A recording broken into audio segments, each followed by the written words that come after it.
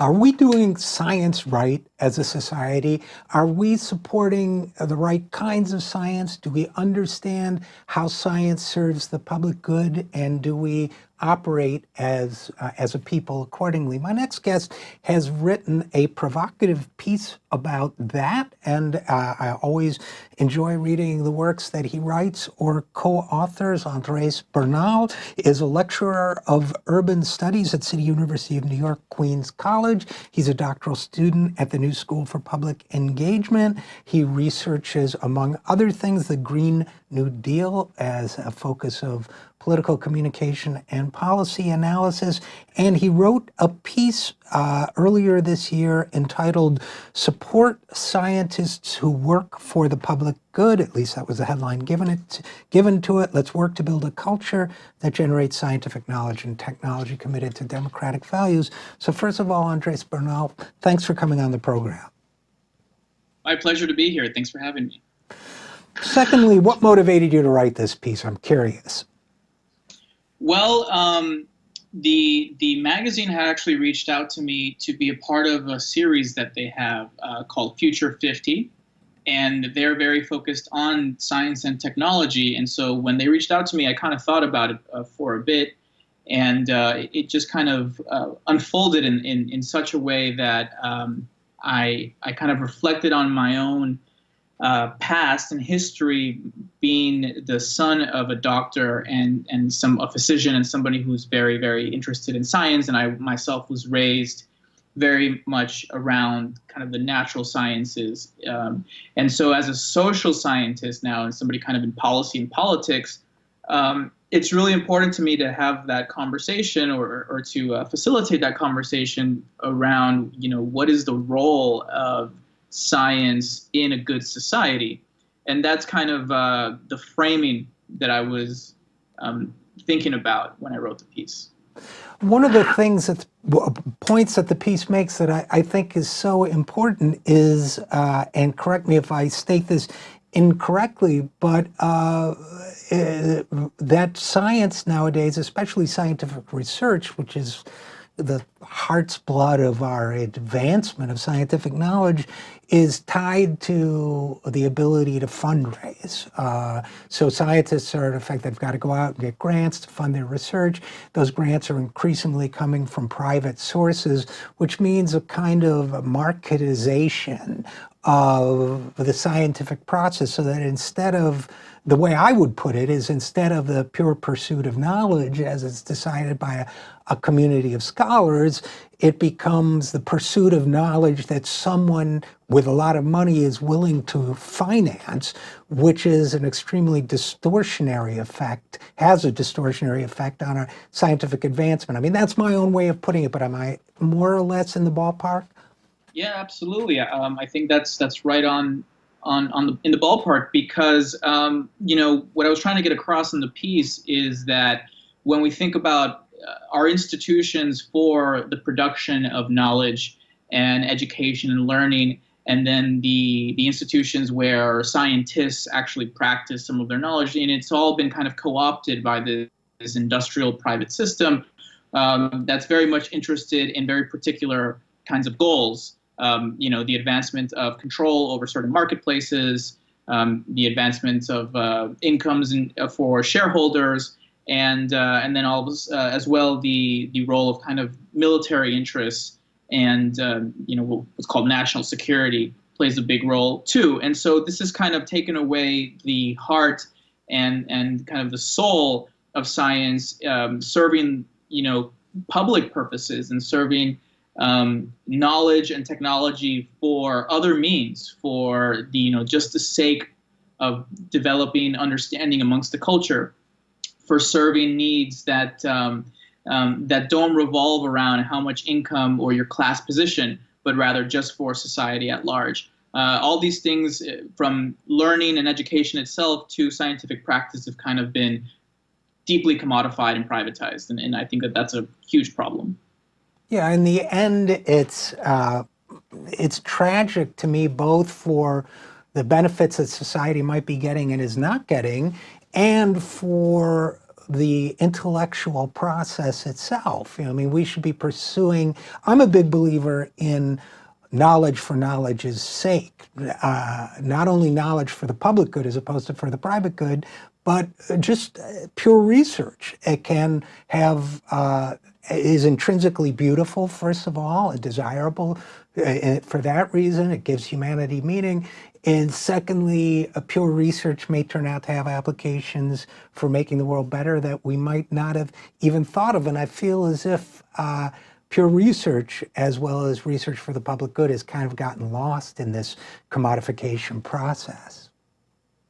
Yeah, absolutely. And what's also very important to me is to understand that, that scientific method of producing knowledge and understanding and, to certain degrees, truth is not something that's kind of independent of social processes and institutions. And so what does it mean for real people to be engaged in these activities that produce knowledge, and how can that look like? What can that look like in different ways? Who's controlling those processes and for what purpose? And so sometimes often, I think that in a society as unequal and segregated and stratified as ours, we kind of see that only certain kinds of experts have access to scientific processes and scientific technologies, while so much of the population has been alienated from the scientific method and empirical research and this sort of, and even the possibility to think about the role of a more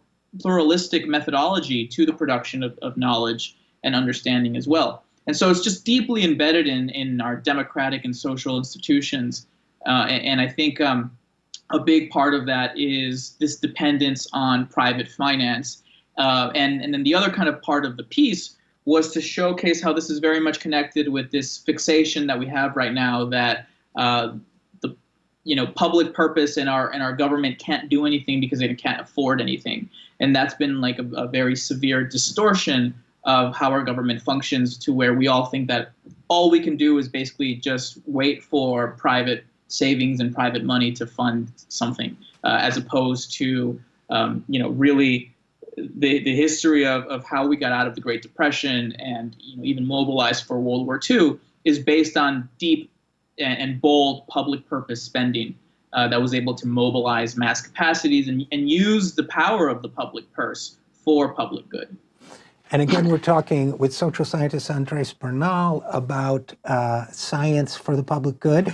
And Andrés, that too, that belief that, quote unquote, we can't afford it as a government or as a people, but so it has to come from the private sector. That itself is highly ideological, right? I mean, that's a cultural artifact too. That basically says we've imposed constraints on ourselves as a democracy and as participants in a public economy. We've said, no, that's finite, but somehow the private sector is not finite. And also I think bound up in that is somehow, again, that the free market that the private sector supposedly represents is wiser or smarter or is going to make better decisions than we the people will, when the record suggests just the opposite.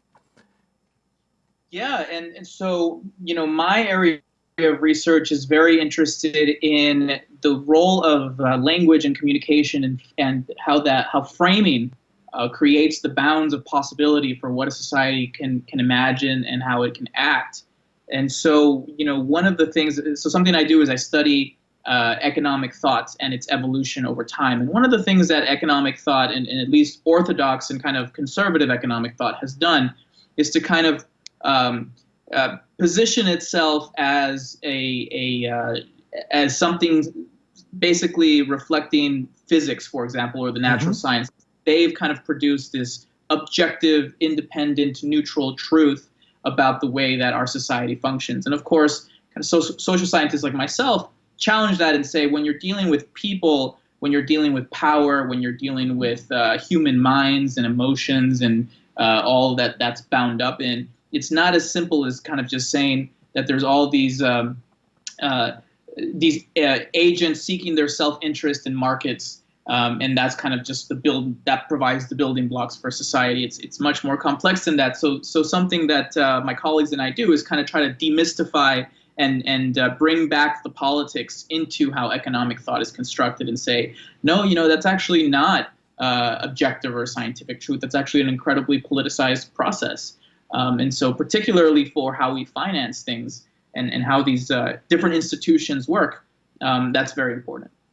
And it becomes a kind of, Andrés Bernal, a kind of a meta conversation when you're talking about economics with economists, in my view, because the very field of economics reflects exactly what you're talking about in the field of the hard sciences, which is certain people whose views may be sincerely held, but reflect the interests of the people who control the financing of the research and other power centers within economics, promote those particular economists who come to reflect a certain view, again, maybe sincerely arrived at, but there's a reason why they achieve prominence, why they become considered the leading authorities and so on, that have much more to do with the interests of the people funding certain academic projects, think tanks, what have you, so that what we think of as economics presented to us as you say, kind of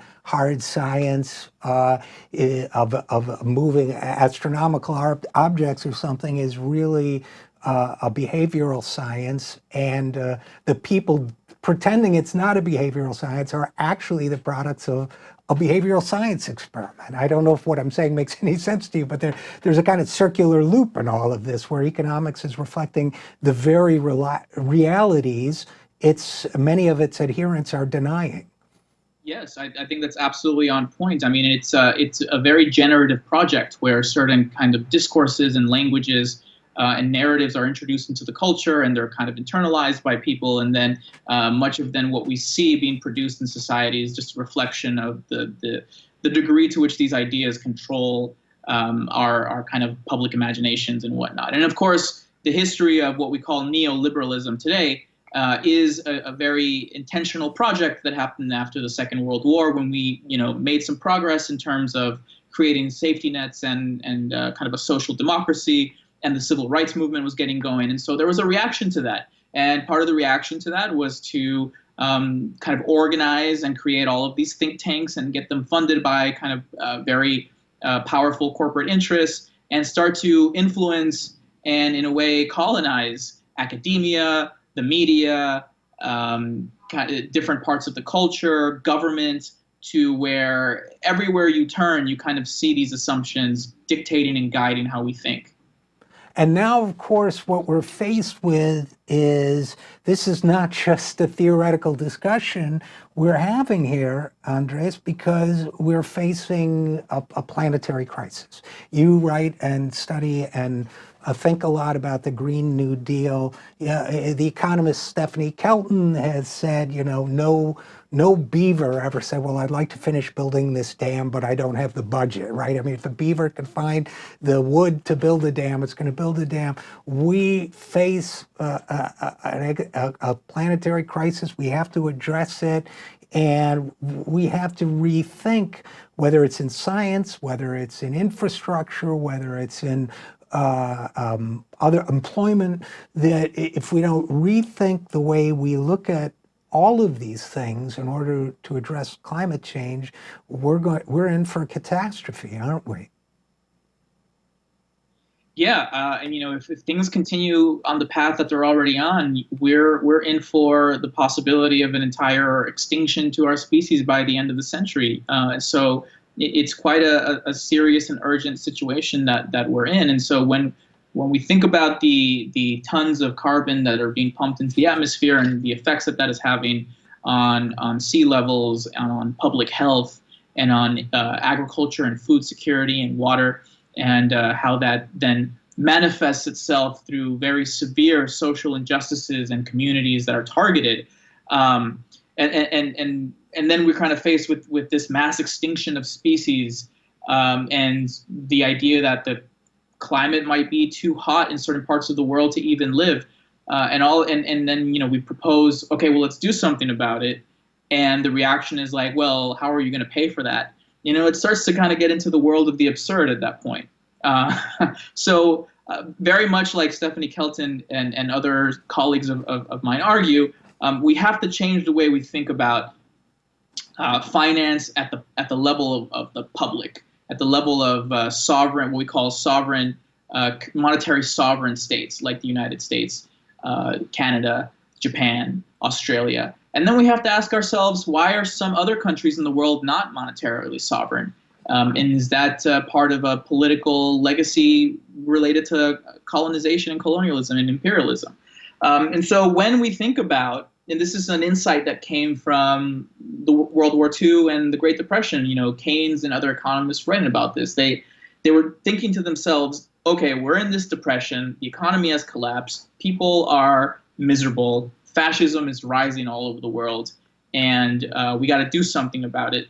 They kind of came to realize once we got rid of this self-imposed gold standard that what really mattered was resources.